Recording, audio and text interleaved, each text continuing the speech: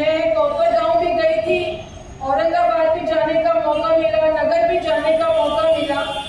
जब मैं जा रही थी तो मैंने देखा यहाँ की जो सड़कें हैं उनकी स्थिति बहुत दयनीय है। पता नहीं खड्डों में सड़क है, सड़क पे खड्डे हैं।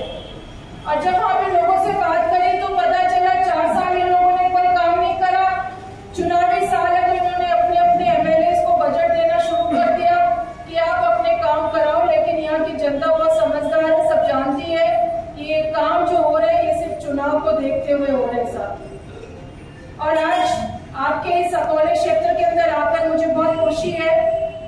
मैं जब पिछली बार आई थी यहाँ पे संगम में आई थी तो मुझे आप लोगों की आपके क्षेत्र की बहुत तारीफ की गई थी, और तारीफ इसलिए की गई थी कि ये प्रकृति से घिरा हुआ क्षेत्र है, पहाड़ है, जंगल है, पेड़ पौधे हैं और सबसे ज्यादा बारिश यहाँ पर होती है। लेकिन सबसे ज्यादा परेशानी इतनी बारिश होने के बाद भी पीने के पानी की आपके यहाँ बड़ी एक समस्या रही है। लेकिन मैं समझती हूँ थोराट साहब ने जो जननायक के रूप में जाने जाते हैं, उन्होंने क्षेत्र के लिए, संगम क्षेत्र के लिए, नगर डिस्ट्रिक्ट के लिए, महाराष्ट्र के लिए बहुत काम करा।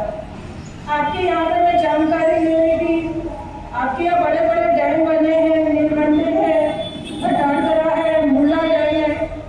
और यहाँ के जो हमारे आदिवासी लोग हैं, दलित लोग हैं, गरीब लोग हैं, उनके लिए, यहाँ की जनता के लिए अगर किसी ने काम किया है तो वो कांग्रेस पार्टी ने किया।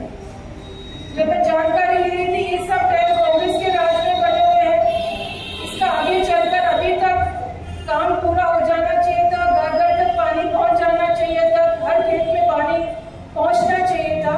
लेकिन इस मंच से मैं आप लोगों को भरोसा दिलाती हूँ, क्योंकि राहुल जी ने हम लोगों को कहा है कि आप मेरी आंख और कान बन के वहां पर जा रहे हैं।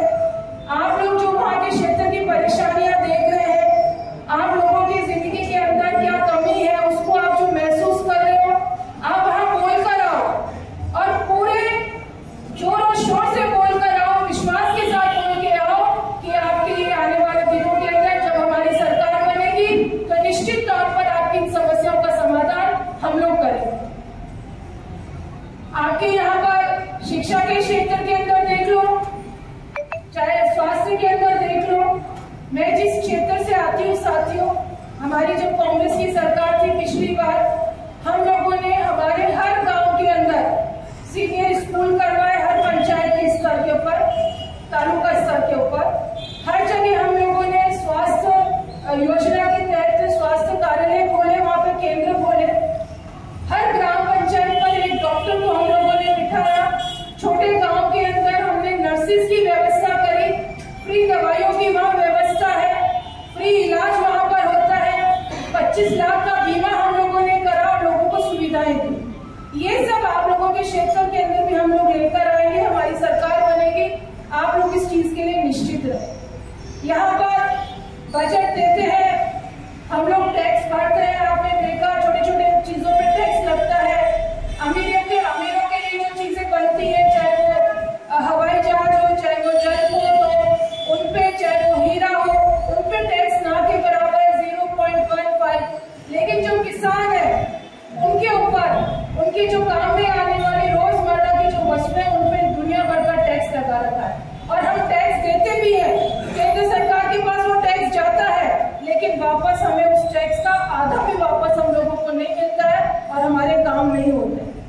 इसलिए साथियों, बातें तो बहुत सारी है, मैं सुन रही थी, मधुकरा जी बहुत सारी बातें आपको बताए, लेकिन इस क्षेत्र के अंदर महाराष्ट्र की आन और बान और शान जो है वो 3 नाम है।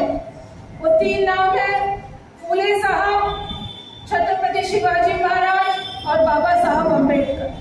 और हम लोगों ने देखा जितनी अहंकारी सरकार ये है, चाहे वो प्रदेश के अंदर हो, चाहे वो केंद्र के अंदर हो, इन तीनों महान नायकों का, इन 3 महान लोगों का अपमान करने में उन्होंने कोई कसर नहीं छोड़ी।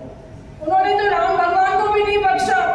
अयोध्या के अंदर राम मंदिर का उन्होंने निर्माण कराया, अधूरा निर्माण कराया, और उन्होंने मोदी जी को, मतलब मोदी जी राम की उंगली पकड़ के मंदिर में ले जा रहे, इससे बड़ा अपमान धर्म का हो नहीं सकता। यहाँ पर महाराष्ट्र की सरकार मोदी जी की तुलना करती है छत्रपति शिवाजी से और कहती है मोदी की तुलना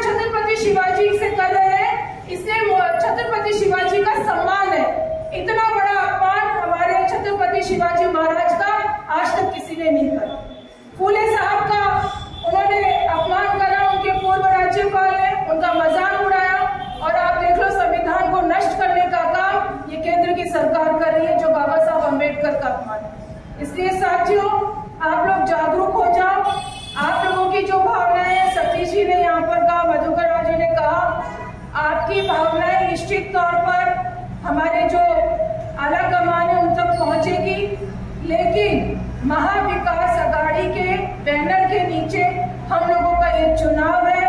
आपका उम्मीदवार कोई भी उस पार्टी से, आप सब लोगों का दायित्व है, क्योंकि हमें आगे अपना विकास करवाना है, हमारे बच्चों का विकास हो, हमारे बच्चों को शिक्षा मिले, हर घर में पानी पहुंचे, हर घर के अंदर स्वास्थ्य पहुंचे।